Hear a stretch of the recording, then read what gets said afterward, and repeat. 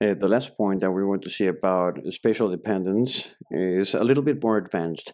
It's in another module about machine learning and on doing predictions and finding correlations in the data. But I'm going to show you why it's so important. Generally speaking, when you work with these unsupervised methods, I have to define some parameters in order to know if the model is good or not. And to do this, the data is divided in training and testing. And there's a supposition that the data in both sets have to be independent.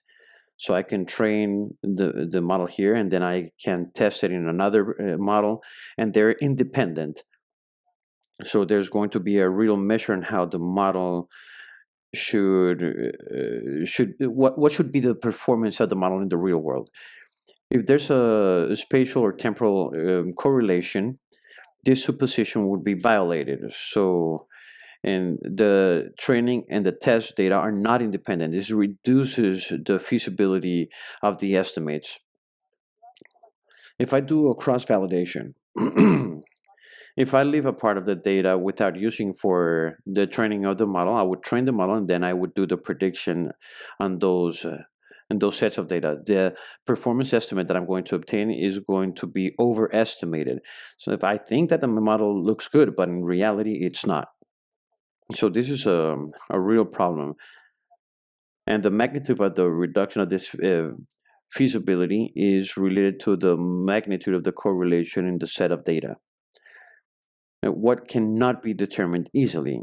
I already showed the tools for eye of Moran variogram. All of that information can be used for correlation. And what is good for variables when you have just one variable? It's okay in that case. But in general terms, in these types of models, we are talking about 10, 20, or even 100 variables. And with this amount of information, spatial information, being able to understand the correlation is a lot harder. So that could become an issue. And many times it's hard to separate how much of the effect is due for being close to the neighbor, or how much of the effect is due to the change of the other variables.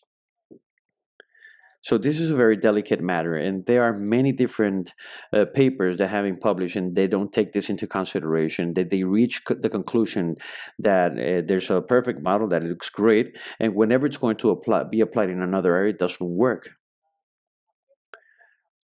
because it had just learned how to understand um, the spatial dependence and not the relation between the variables. So this can create an this adjustment, and this happens when there's a complex model, more complex than it should be, but the data is not useful outside the training conditions, meaning that the model learned about spatial dependency, it learned how to copy the noise that there's in the data, but it wasn't able to learn about the real correlations between the variables that were also over there, but they were being confounded with spatial dependence.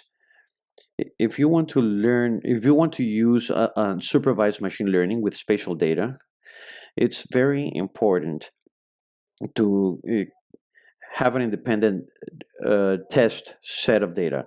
And the best type of data available would be a different area or a different year, for example.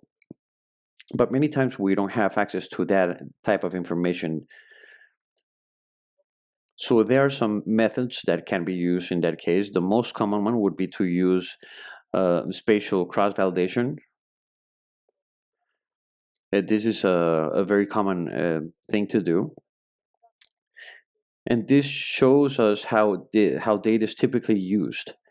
You remove a part for the test, a random test, and then you repeat it several times with different sets of data to do the test. But since this is space-dependent data, we don't know if the model is learning the relations between the variables, or it's just learning the distribution, the space distribution due to the correlation with the neighbors. What we can do better is remove a set of data that are continuous in space. So I remove that part and I use it to validate the model. So that's going to work a lot better. But it would be even better if we had data from all the different states of the country, and then we can train the model with, let's say, 10 states, and we can use 2 states as a test at a time. So it wouldn't be random, but we could use a group variable or create spatial groups with a grouping method so that we can use it and have more independent data.